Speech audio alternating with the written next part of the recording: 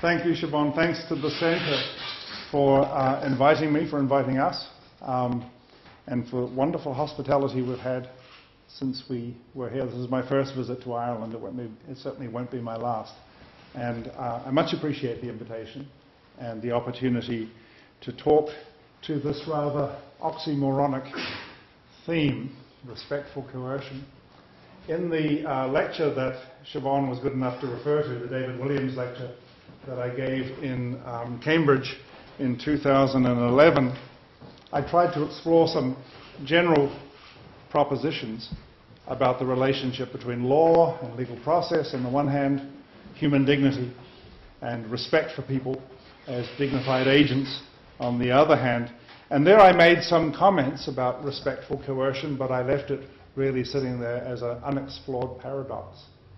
And the idea today is to see whether we can make any sense of this notion, understanding that coercion is a complicated idea, dignity is a complicated idea, and there may be some ways in which they can be made congruent to each other, so that human dignity may have work to do, even in the rather extreme, troubling situations of law's most forceful encounters with individual men and women.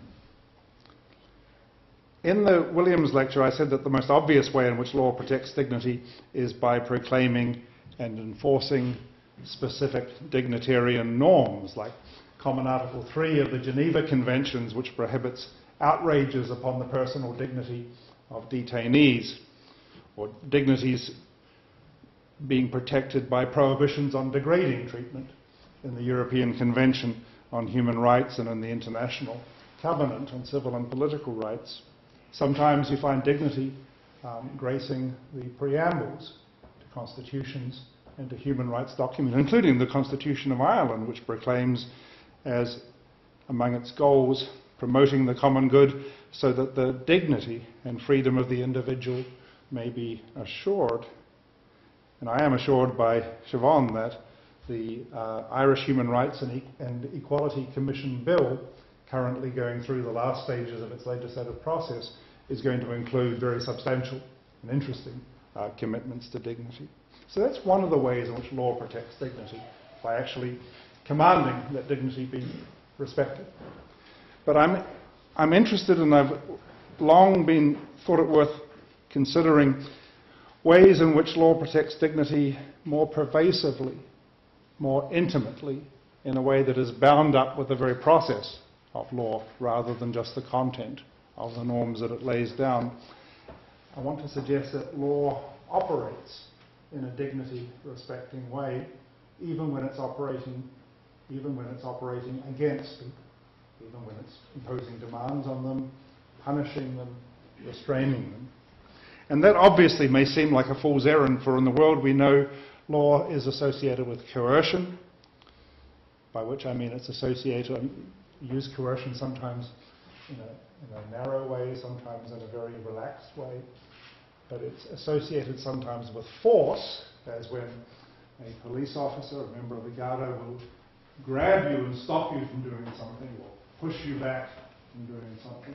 And it's associated with coercion in the sort of narrow sense, that is, the use of intimidation by threats to enforce social norms. I'll say a lot more about that distinction between force and coercion in a moment. True, not all bodies of law are routinely associated with force and coercion. International law, by and large, operates without using actual force or coercion, although you do occasionally have nations acting forcibly to uphold its requirements, or at least that was what was said about, say, the eviction of Iraqi forces from Kuwait in 1991, whenever it was, or the use of economic sanctions against apartheid South Africa, or more recently against Russia. And philosophers like Joseph Raz have sometimes contributed to jurisprudence by imagining legal systems that might operate without sanctions, and that no doubt has a certain interest up to a point. But in ordinary, middle-sized, municipal, national law, the association of law with force and threats is pervasive, common, well understood, intuitive. whether it's regarded as definitional of law or not, no legal theory can be regarded as adequate if it doesn't come to terms with this association. I don't mean that law, even at the level of national legal systems, uses force or the application of penalties as its primary mode of action. The primary mode of law's operation. The primary mode of law's operation is voluntary self-application of the norms that it lays down. People obey speed limits, more or less. They comply with filing deadlines for their taxes, more or less. They fulfill their contracts, they refrain from assault and theft, they take reasonable care in actions that impinge on others' interests, more or less. That's the primary mode in which law works, self-application, one of the least studied and most important issues in jurisprudence. As Max Weber observed, and this is a quote from Weber, the use of physical force is neither the sole nor even the most usual method of administration of political organizations. On the contrary, they use all conceivable means to bring about their ends, but at the same time the threat of force, and in the case of need its actual use, is the method which is specific to political organizations and is always the last resort when other methods have failed. Now notice there he's talking of political organizations like states rather than law or legal system. He's famous for defining the state in terms not of its aims, but in terms of its modus operandi. It operates a monopoly on force. It's a modal, not a teleological definition, but it's a modal definition of the state. And one of the things that we might want to say then is that the common association of law with force, common association between law and force, is born of the equally common association of law with state. It's states that use force, and law piggybacks on that opportunistically to secure compliance with its demands. For most part, effective law in the modern world is state law, and states get their way in large part because they have credible coercive resources at their disposal. Law is coercive, therefore, because law rides piggyback on the coercive resources of the state. States, on the other hand, don't always rule by law. Some states rule by terror. Some states rule by bamboozlement. Some by managerial manipulation. They may act without reference to legal norms at all. They may operate, for example, in the way that the military operates. The military has a certain amount of law, but mostly it operates through just particular orders passed down a chain of command, or the way in which a factory operates, or, dare I say it, a university division or department. Instructions are issued about what must be done. And it's very important not to identify law with any set of recognizable instructions or commands. I'm a big fan of the old, tragic Soviet jurist Evgeny Pashikanis, who warned against any knee-jerk identification of law with just any system of command. Many systems of command are not law. Law, he thought, involves some notion of organized respect for private individuals and their private capacity. He thought that wasn't typical of socialist law. He thought socialist law was an oxymoron. He thought it was important for socialism to get beyond law. Then he furiously backpedaled when it suddenly appeared this was no longer popular in the 1920s in Soviet Russia, and he disappeared in 1928. But it's a good point. That is, we shouldn't be casual about our use of law to work with to define the modus operandi of states. So we're getting a complicated picture here. Law is forceful because it often takes advantages of states, and states often use law, but they don't always use law. And when they do use law, it's possible, particularly under the auspices of the ideal of legality or the rule of law, that states have to accept a certain discipline, certain restrictions, certain modifications, modulations in the way that states use force. If they're ruling by law, they have to use force channeled in certain ways, and that's what I'm going to explore today. So law and legality are not necessarily the modus operandi of states. Monopolizing force is, but law and legality is not necessarily the modus operandi of states. That's why rule by law can become a normative demand rather than a definitional feature. We say states ought to rule by law rather than that they definitionally do. A large part of what is conveyed normatively by the phrase the rule of law is that states should act through law and under the authorization of law, and inasmuch as this is a normative idea, it's not assumed that state action as such is necessarily, or by definition, action by law. Still, here's the point. Even when the state satisfies this normative demand, even when there is the rule of law, that doesn't mean the connection with force is broken. The connection with force stays there. All that happens is that force is now being channeled through legalistic channels. When the state works through law, it doesn't abandon the use of coercion or the maintenance of a reserve of force, except instead what happens is that these things now work under legal auspices. It turns out that although force looks brutal to the naked eye, it's not in principle incompatible with the rule of law or with legality. And that can be a depressing conclusion, but I want to see if we can exploit it a little bit to make sense of this idea of respectful coercion. I want to be careful not to make law seem too nice, not to allow the emphasis on dignity and respect to obscure the ultimately violent and coercive character of law, because law kills people, it ruins them, it beats them up, it besmirches their reputation, it breaks their hearts, it locks them up and throws away the key. And these are not aberrations. This is what law characteristically does, albeit as a last resort. And we might ask, where is the respect, where is the dignity in that? And that's what I want to answer. Just the last preliminary point, just to clarify what I'm doing here. You know that there was a jurist called Lon Fuller who taught at Harvard Law School in the 1950s and 60s, 70s too, as far as I'm aware. He wrote a book, his Storrs Lectures, 1964, The Morality of Law, and Fuller suggested that we have to choose between a jurisprudence oriented towards legality and a jurisprudence oriented more realistically towards force. Yeah? And that jurisprudence has to choose whether to go down the legality, respect, dignity line, or down the coercion, force line. My view is we have to choose both. And what we ought to be interested in is the possibility of the relation between the two.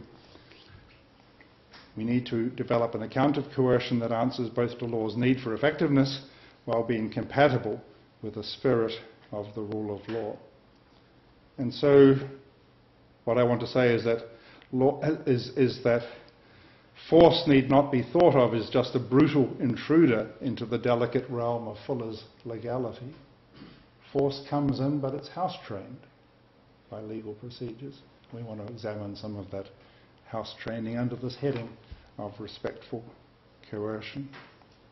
Now, I don't just mean, if you have a substantive view of the rule of law, hooking up with human rights, you might say, well, one way in which it restricts force is that it doesn't use force in areas where that would be massively disrespectful of people, like using force to uphold religion, for example, or using force to interfere with intimate relations between people, for example.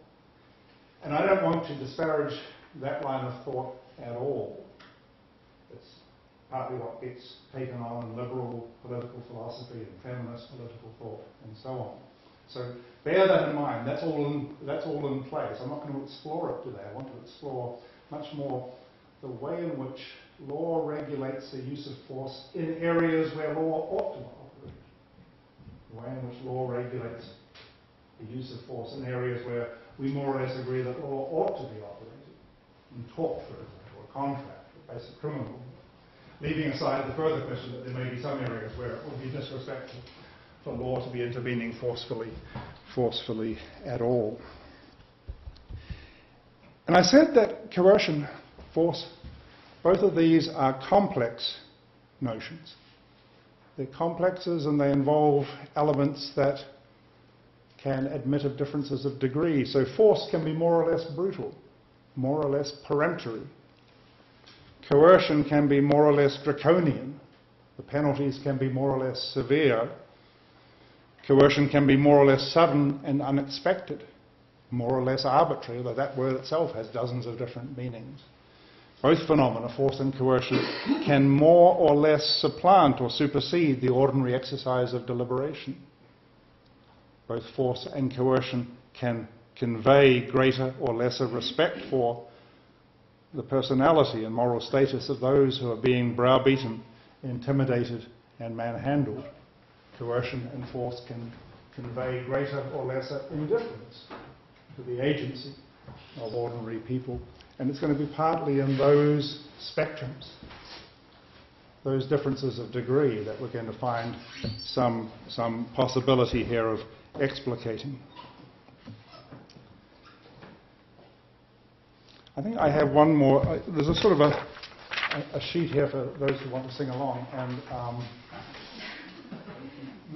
this lecture is a work in progress, so there'll be some chaos around halfway through, but I'll let you know when that happens. But right now we're on topic 4, I think, maybe 5, it's hard to tell.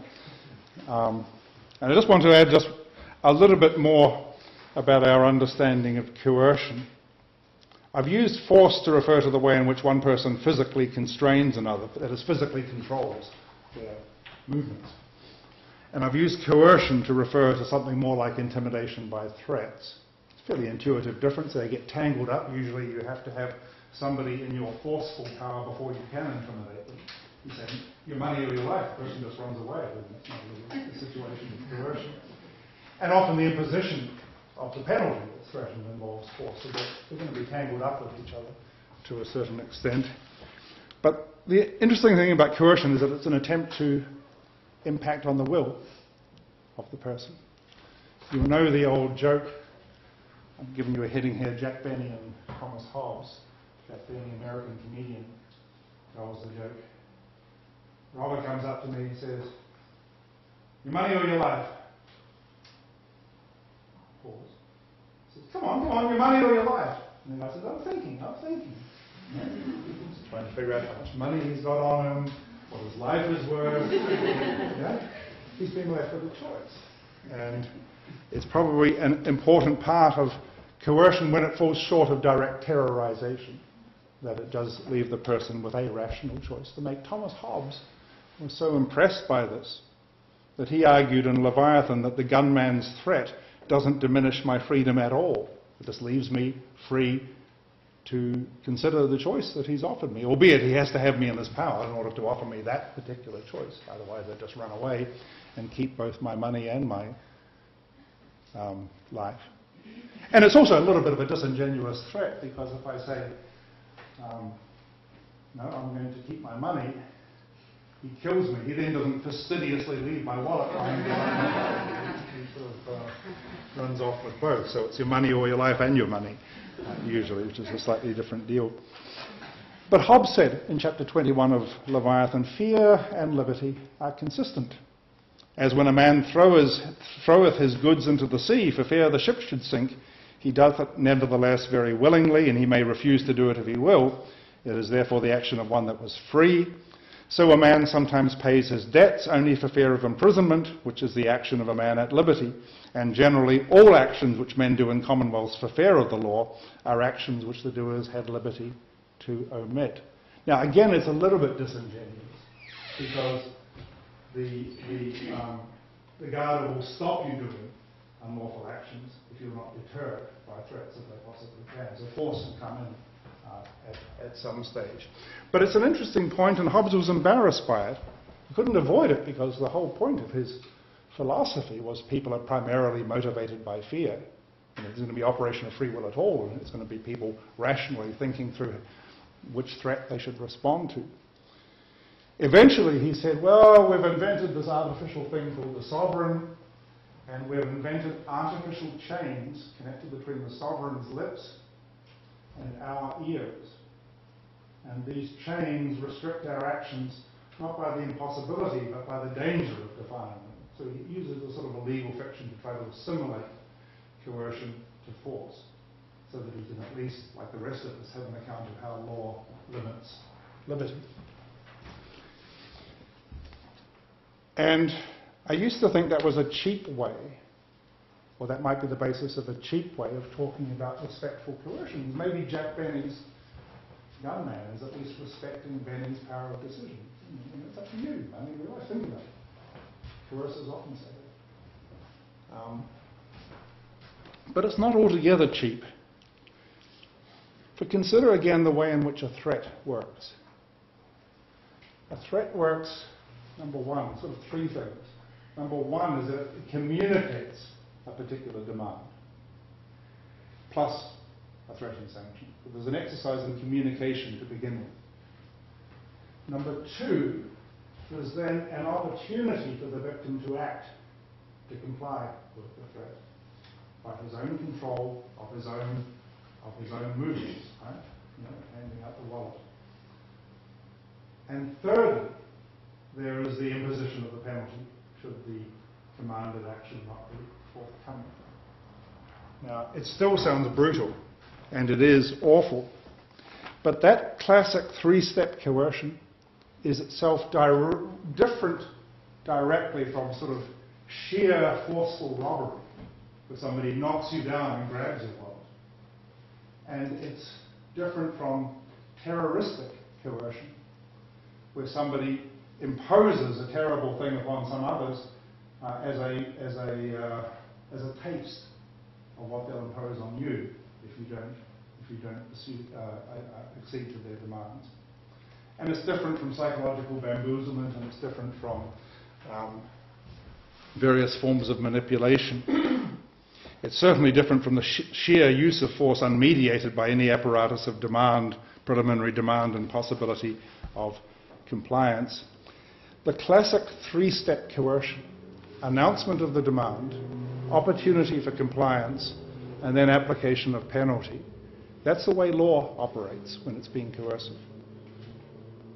And insisting that law's forcefulness must conform to that pattern may be a first pass at understanding why legal coercion is respectful. Yeah? So, for example, under the rule of law, one of the things we insist on is that the law's demands must be prospective and made public.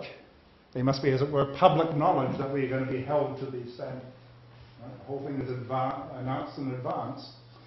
If law intervenes and imposes penalties on people for which there has been no advance directive, we start complaining about retroactive law, we start complaining about arbitrary forms of administration. It's long been thought in the tradition of Albert Van Dicey, the great English relic of jurisprudence, that one of the key things for the rule of law is that people are not to be made to suffer in body, liberty, or estate, except for failure to comply with demands of law that have already been communicated to them. Ronald Walken suggests that it's almost definitional of law. Law insists that coercion not be used except as flowing from existing legal sources, except as flowing from existing precedents or existing enactments.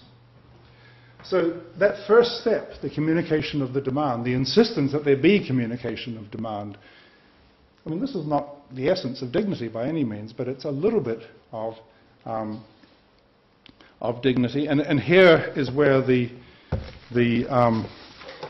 handout is going to start misleading you, because we're going to jump ahead.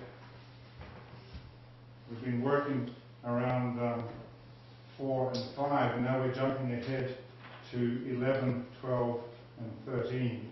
We'll come back to non-brutality and inhuman punishment. I promise you we're not neglecting those, but I've just got a different order of this material in my head now.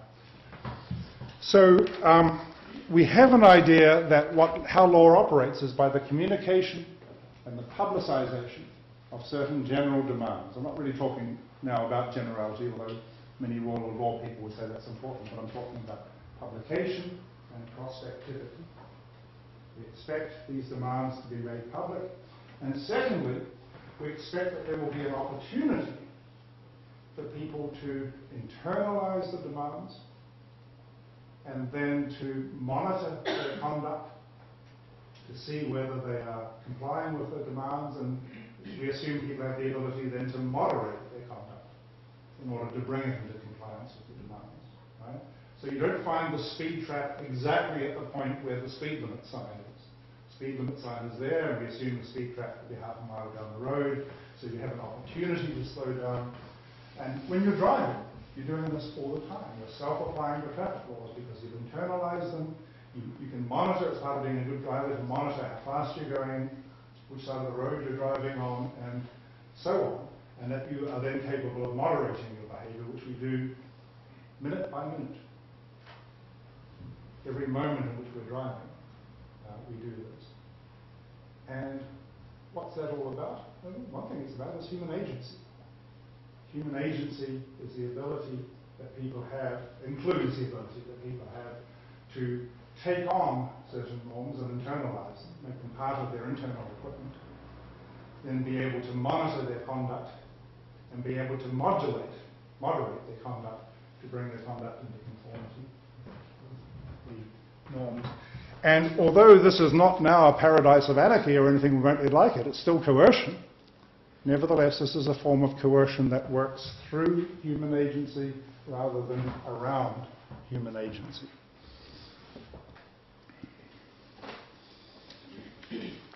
Some people would go a little bit further.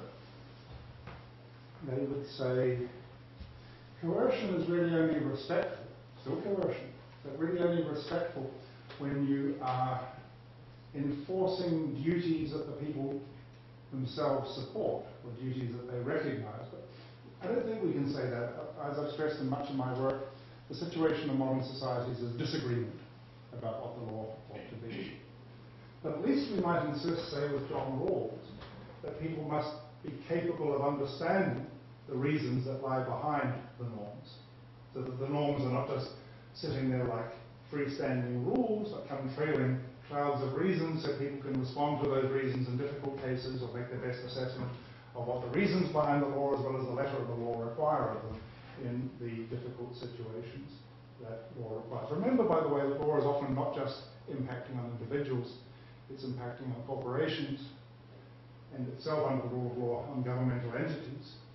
And those entities have to create artificial internalization, artificial forms of monitoring, artificial forms of modulation of their behavior if they are to respond to that. But here we're mostly talking about human dignity, so we're talking about the respectful coercion of persons. Now, the point of insisting that law works through antecedent demands is sometimes represented as the fact that law operates by guiding action rather than galvanizing action, or terrorizing people with the scream of command or the bark of a vicious dog held straining at the end of a leash. Law guides action. It's a formulation that H.L.A. Hart made very famous, although I don't think he properly explored what it amounted to. But guiding action really just involves the apparatus of agency that I've been talking about. Even though we know this is going to be enforced if need be, it guides our action. It lets us know what's expected of us and points us down certain channels or paths of agency. Joseph Raz wrote a famous article in 1977 on the rule of law. And he asked, why do we insist that law be prospective, general, intelligible, public, and consistent, and so on? And he said this: observance of the rule of law is necessary if the law is to respect human dignity. Respecting human dignity entails treating humans as persons capable of planning and plotting their future. Thus, respecting people's dignity includes respecting their autonomy, their right to control their future. And by that, I think he meant that there's an interesting relation, because we're not just trying to respond to law's demands as agents. We also have projects of our own to pursue, lives of our own to pursue. And it's important that our dignity as self-directing agents, as self-directing agents, be somehow reconciled with our dignity as good citizens. And the idea is that we organize our projects, we organize our activities, we raise our families and operate our businesses within an environment in which it is known what the law will require of us, in which it's known what the state will require of us, and that's why we call what the state requires of us law, because it satisfies. People have often associated this with liberty. It's traditional in the rule of law discourse to call this the link between the rule of law and liberty. And so it is Hayek emphasizes this. Hayek emphasizes that, of course, if you know that you're going to have to pay taxes on April the 15th, United States, or if you're in Israel and you're about the age of some of these people in this room, you know you're going to have to set aside a period for military service. Then you plan around that. You organize your career and your life and your marriage and your family and your business around those known necessities. So that there's respect not only in the immediate agency aspect, but respect in the way that it offers a way of reconciling your projects with your social duties. So the suggestion is this makes autonomy possible, this makes liberty possible. It's a very familiar line of argument. I believe that whether you use the language of autonomy or the language of dignity, it doesn't matter. This is an important connection. And respectful dignity, respectful coercion, is a mode of coercive demand made by the state which is capable of being integrated into a person's life, which is capable of being implemented through their agency.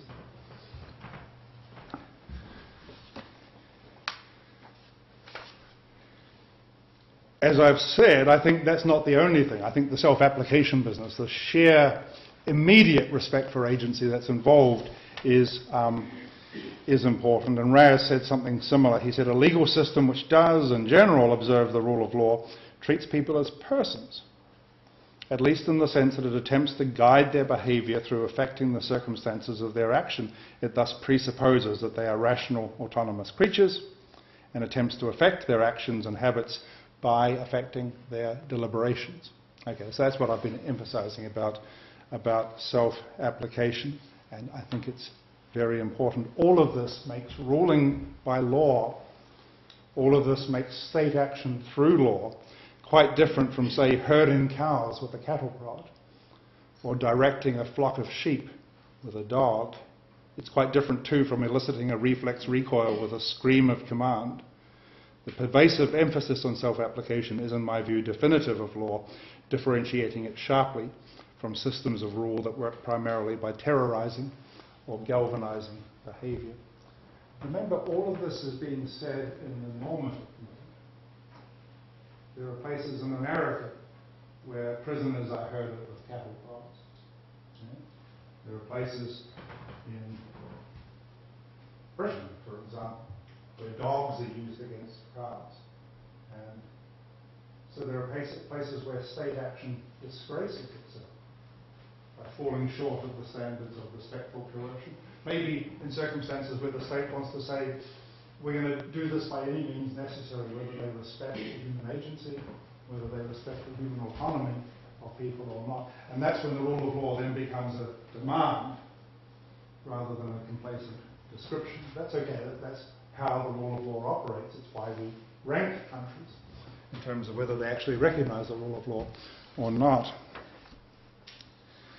I mean, I wanted to say, even at the third stage, even with the application of penalties for those who have, for one reason or another, declined to comply with the demands that were communicated to them, sometimes we rely on voluntary self-application of penalties. We certainly do, mostly in civil law. True, eventually the bailiffs will come and take away your property if you don't pay the damages that you owe another party. And sometimes in federal law in the United States, people are given a date to turn up at federal prison to begin the sentence. And true, if you don't turn up on that date, you will be hunted down.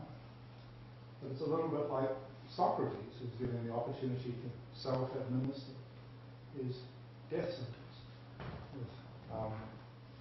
with the hemlock in his dialogue, The Apology, Plato's dialogue, The Apologies. I have a section in this chaotic outline called Force and Wheelbarrows. It's number 13. I hope you recognize the reference to wheelbarrows. You precede that with an Irish example. In the Neil Jordan movie called Michael Collins, there's a character called Ned Roy, who was a person working for the British authorities, but who started to work also for Collins and his people I believe he's a composite of two characters. At any rate, he or the Stephen Ray character, he is apprehended by the Black and Tans and seized and beaten and seized again and dragged through a corridor of the castle, the place where British rule was administered from. And one of the things that he screams out, he says, "I know where I'm going, I can walk, I can walk." Yeah? Even in this extremity of coercion, he wants to insist on little things, like the walking, rather than being dragged. And one of the things that gave us one of the earliest and strongest intimations that something very bad was happening at Guantanamo Bay was that people were being transferred to and from their interrogation in wheelbarrows. In orange jumpsuits and wheelbarrows. And I have colleagues who say, what does it matter if they're getting beaten during their interrogations or tortured during their interrogations, what does it matter how they are transported to and from interrogations? But sometimes you see that a small infringement of dignity, a small decline on respectful coercion, these people are going to go to those rooms and from those rooms whether they like it or not. We're not talking about freedom here.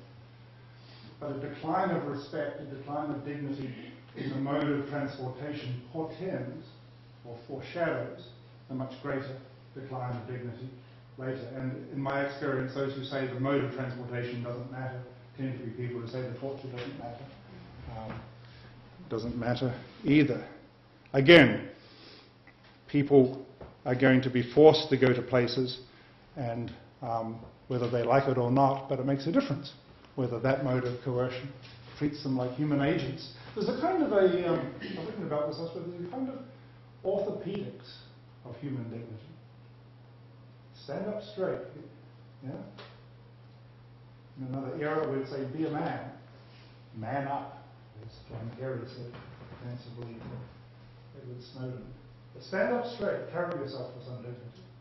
And there are notions that dignity, both metaphorically and literally sometimes, involves modes of being able to walk straight, hold your head high, look others in the eye, take care of yourself, basic elements of care for self, and it's no accident that often affronts to human dignity begin with breaking all of that. Short shackling you so you have to stumble along, chaining you naked to the floor so that you can't take care of elementary bodily functions and so on. There are all ways of, as it were, undermining dignity at what I slightly facetiously, but not wholly facetiously, call the orthopedic level. So these are ways in which the state can operate more or less respectfully in the coercion. We are talking about coercion here. We're not mitigating the fact of coercion. We are modulating the fact of coercion. Now, I want to head back to topic 6 on the handout. And say something about the sanctions themselves and the mode of law's operation, because we've considered the demands, we've considered the opportunity for compliance, we've considered the pushing and shoving. Now I want to look at the sanctions themselves. I believe it's characteristic of modern law, though not always characteristic of modern state. It's characteristic of modern law that it accepts restrictions on the sanctions that may be used.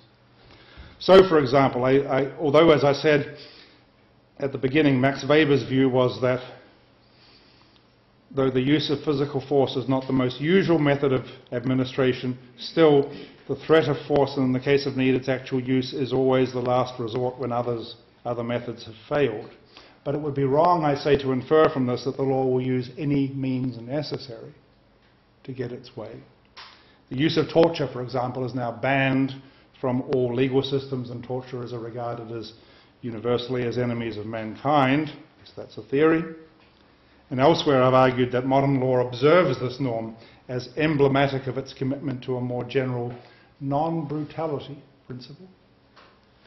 The non-brutality principle goes like this: law is not brutal in its operation. Law is not savage.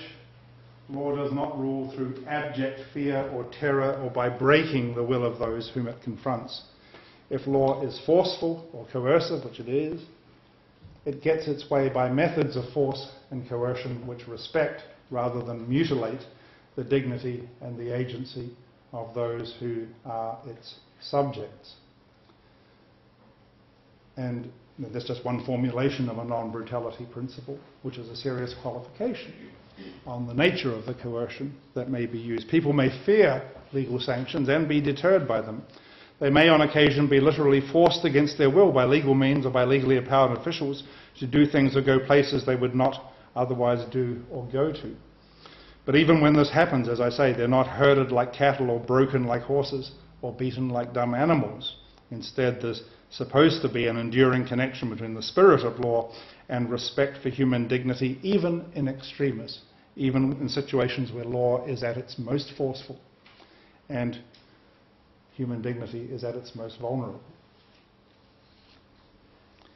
Nobody denies that law has to be forceful, but forcefulness can take many forms, and not all of it involves the savage breaking of human agency that is the aim of every torturer, or the regress into infantile terror and elementary concern with body that is the aim of every torturer.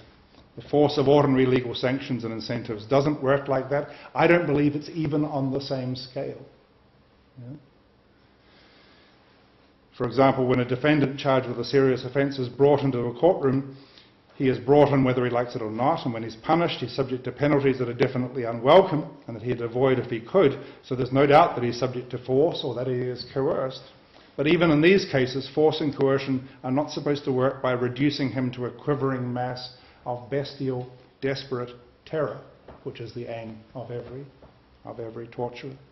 If something cannot be done without torture, law is supposed to accept that it cannot be done. Remember, we're in this normative mode now, asking what commonly recognized normative demands the association of state with law is going to place upon the association of state with force. Right? That's what we're exploring. And we know that states use torture. The United States, most notoriously recently the British, recently, as well as in recent history. And we know that Blackstone, confronting this a couple of hundred years ago, said, yeah, it's really unfortunate, but the fact is, in England, torture is the work of state, it's not the work of law. And the laws usually manage to dissociate itself.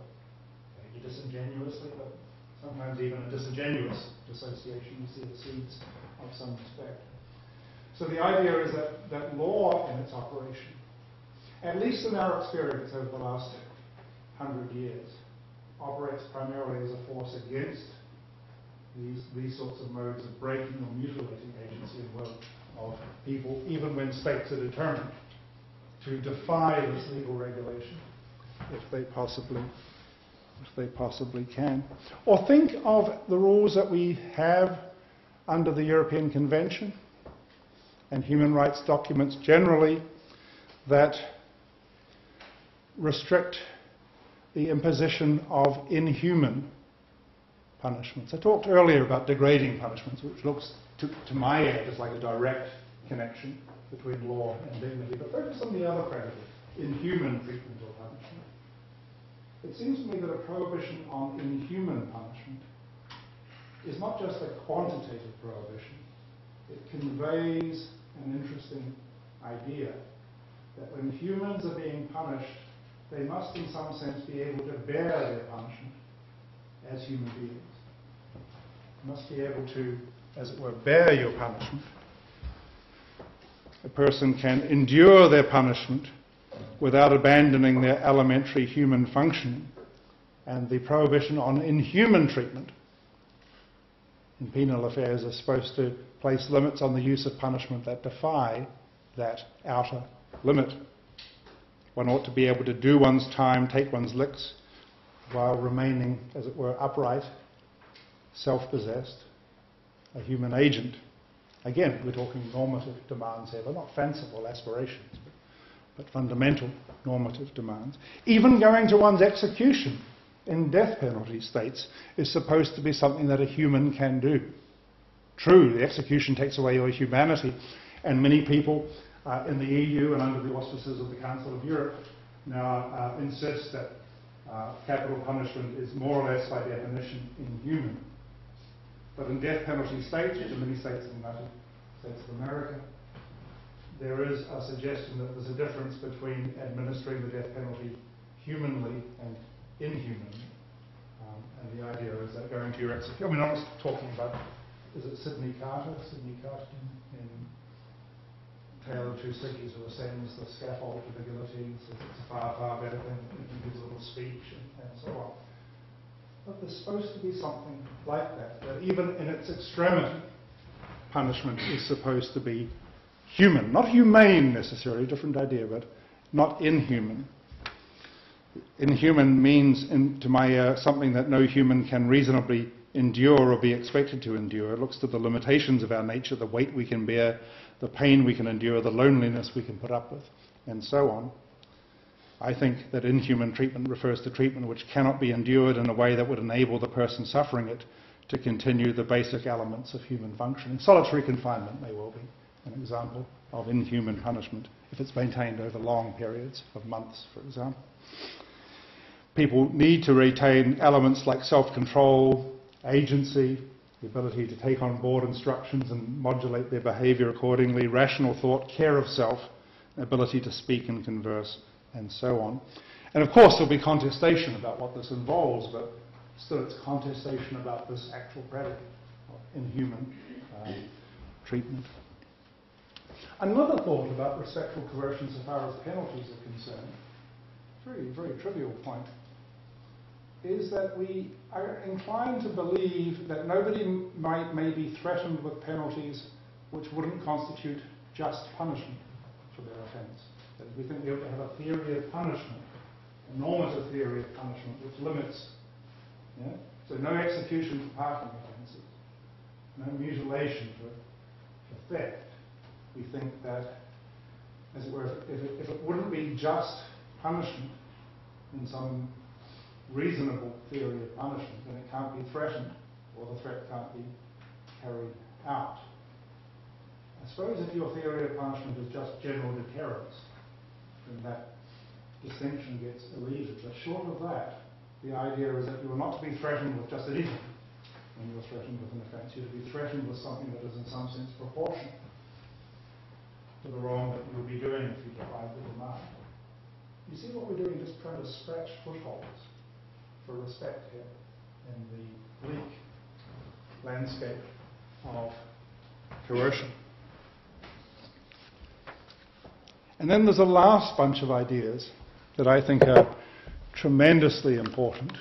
When the gunman says, your money or your life, and I fail to hand over my wallet, what ensues is not normally a hearing, right?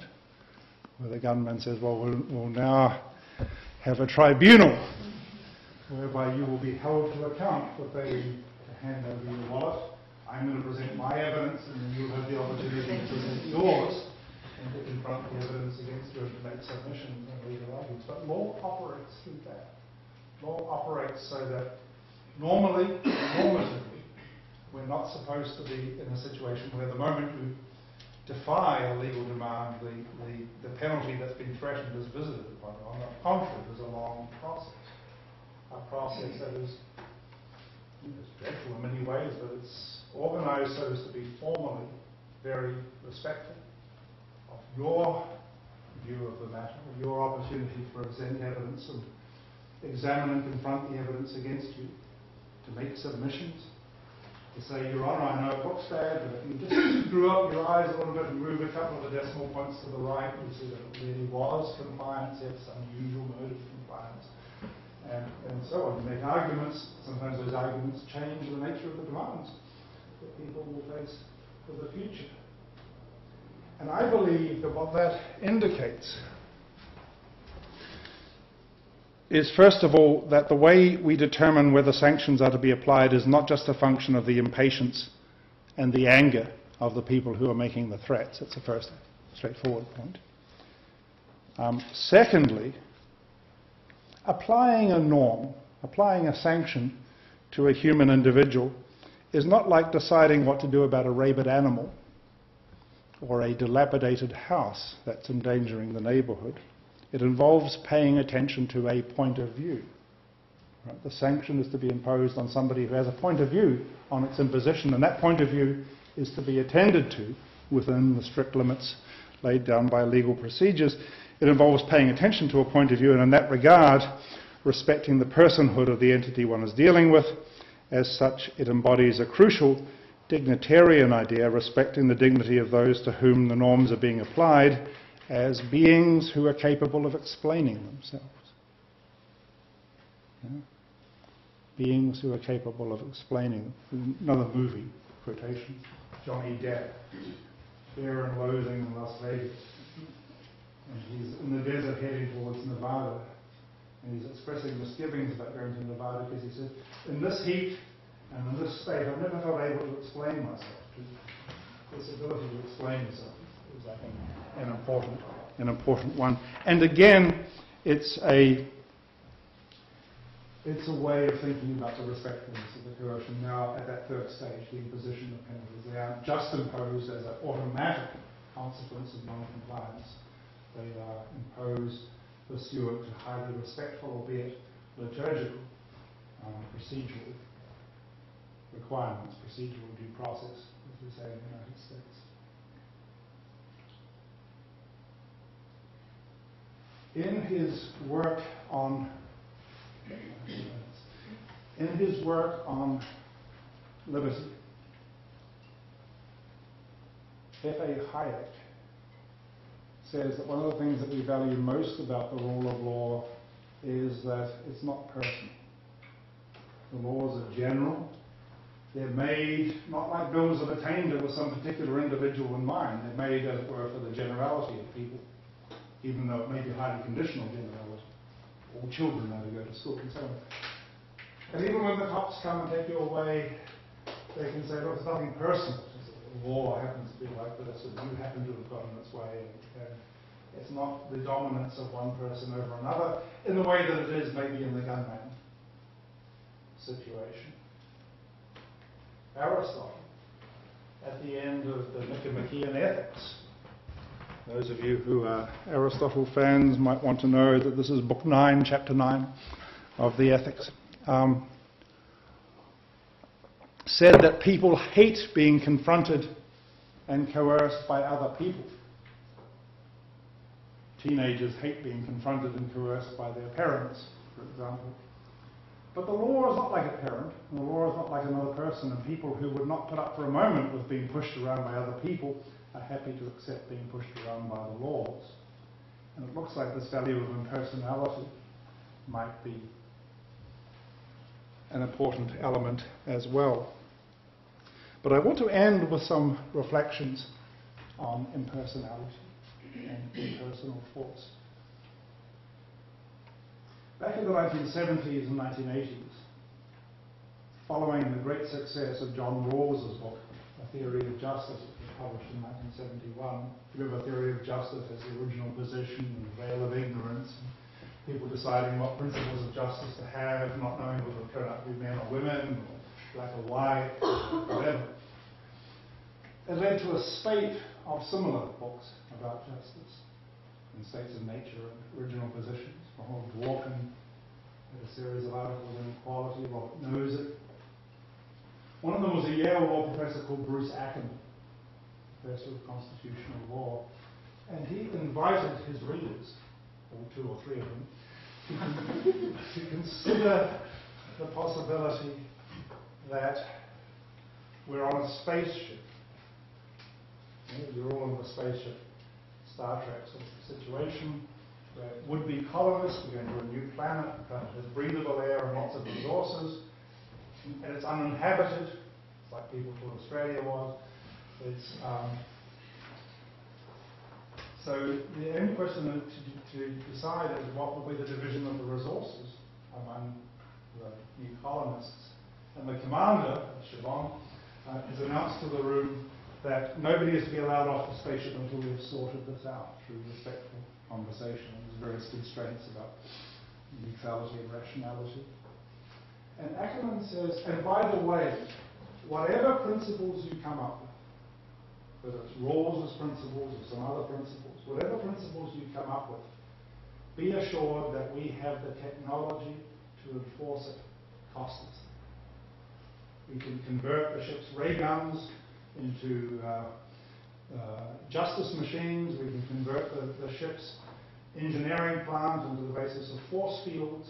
Nobody will be able to violate any of the principles that we come up with. So don't worry about that. Don't be distracted by issues of implementation. Just concentrate on the choice of principles. We have a perfect technology of justice. Bruce Ackerman thought that if he could communicate that demand, if Siobhan could communicate that demand, the rest of us would then be free to focus undistracted on the choice of what the principles of justice should be. And a number of us, this was published by Yale University Press in 1980, a number of us put up our hands and said, hang on, that can't be any sort of way to approach issues of enforcement. We understand that it's a second order issue, it's a sort of non-ideal theory, I suppose, how we're going to deal with the enforcement of the principles. But you can't use this fantasy about, never mind the fantasy about the spaceship, this fantasy about perfect technology of justice. But one thing we said to Ackerman, you're a professor of constitutional law, you know law can't be administered by a machine. And you're supposed to be a responsible philosopher, you know that no society has the money to set up a perfect technology of justice. What's going on? We also said to him, you know that it's a key feature of John Rawls's conception, which is that people wouldn't accept utilitarianism, because utilitarianism has the capacity to impose unbearable demands on certain people. Unbearable demands, and people must not sign up for unbearable demands, because they then wouldn't be bargaining in good faith. Yeah? He called this the strains of commitment. That's just going out the window with Ackerman's model, because even if we do sign up for utilitarian principles, hoping we will be the greatest number, whose prosperity is made possible by the subjugation of the few who are bearing the burden of unbearable demands. If we're the greatest number, maybe we will be assured that everybody will be held to these principles by the force fields and the ray guns, or the razor-edge barbed wire and closed circuit television cameras, and so on. And anyway, some of us said, would ours, is this an idealization? Would ours actually be a better world if barbed wire were so sharp, force fields so impenetrable, ray guns so programmed so perfectly that nobody could ever violate another person's rights or deny the claims that justice supports? Is this something we should hope for? Is this something we should be working towards, trying to approximate in our thinking about justice? Is it a matter of regret that in real-world societies we actually have to rely on each other's voluntary self-application of the main norms of social life? And beginning to think about this, I began to think that this emphasis on the mechanical impersonality might be a problem in Ackerman's thinking about justice. I think in the end, that respectful coercion in some sense has to be human coercion, subject to human conditions, for several reasons. Here's the first one. In the liberal tradition, we know that the apparatus that the state has to protect us from each other is also an apparatus that can be, and often has been, turned against us all by the state. The state is the main protector of our rights, but in most countries the state is a standard threat to our rights. The more technology that the state is endowed with, under Bruce's scheme, to enforce the rights we have established against each other, the greater the apparatus that is available to those who are in control of it for our oppression. I don't want to sound like a Second Amendment gun fanatic when I say that by reserving to ourselves voluntary self-application, we avoid having to be subject to the means that would be necessary if law were primarily administered by one police officer for every person to control that person's conduct. And the second point was just to indicate actually how much we value the self-application aspects that I had referred to earlier.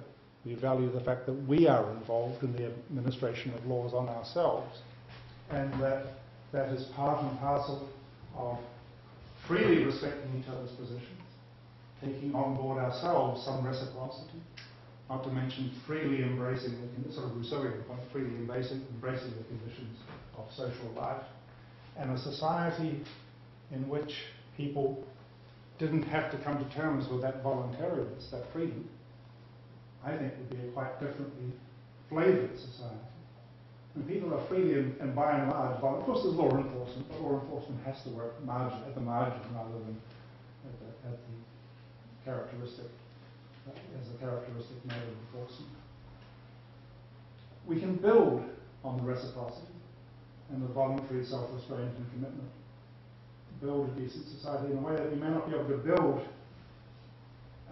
on the dynamics of people who are snarling at each other from behind force fields, snarling in frustration at the end of each other's ray guns. So the image of a free society, a society where although there is coercion, the coercion has as much as possible the element of voluntariness, voluntary embracing of social norms built into it, I think is a very, very important one. I'm going to end now. The last thing I wanted to say is that I have colleagues, 50 or 60 of them, in analytic jurisprudence, who deny that this is of any interest at all.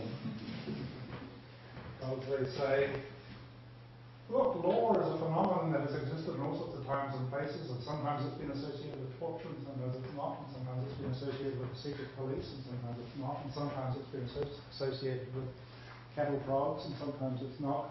And you can't make this sort of generalization about law at the conceptual level. And I'm not telling you anything about the concept of law. I think I probably am telling you something about the concept of law. I think, for example, the stuff about procedure and due process is an aspect of the concept of law which is tremendously important in the lives of most working lawyers, but which is by and large neglected in much jurisprudence. We act in jurisprudence following Hart as though courts were just law application mechanisms and could as easily be replaced with ray guns. So, but even if it's not strictly and conceptually, the distinction between truths that are conceptually true and truths that are typically or often true, or empirically true, or contingently but importantly true, is philosophically one that's rather disreputable these days anyway. And I'm not sure that we ought to be neglecting all this stuff simply in the interests of some norm of conceptual purity of the notion of law as such. We'll talk more about that in discussion. I want to emphasize that all of this is about normative demands, but not just aspirations that Waldron has made up here, but normative demands that come as part of this very widely accepted ideal of the rule of law, and which reflects the way, as I've said several times, in which the insistence on the association of state with law helps moderate the common association of state with force. It's that notion of legal channeling of force that I've been trying to get at here. It's not a paradise of dignity, nor is it the kingdom of ends necessarily in a Kantian sense. But it's very, very important, as Siobhan was good enough to say in quoting something from the Williams lecture at the beginning, dignity is not an all or nothing matter. And even in extremity, even in the most difficult circumstances, we can distinguish between some ways of respecting dignity and some ways of not respecting dignity. And I think this account is trying to make sense of that. That's it. Thank you very much indeed.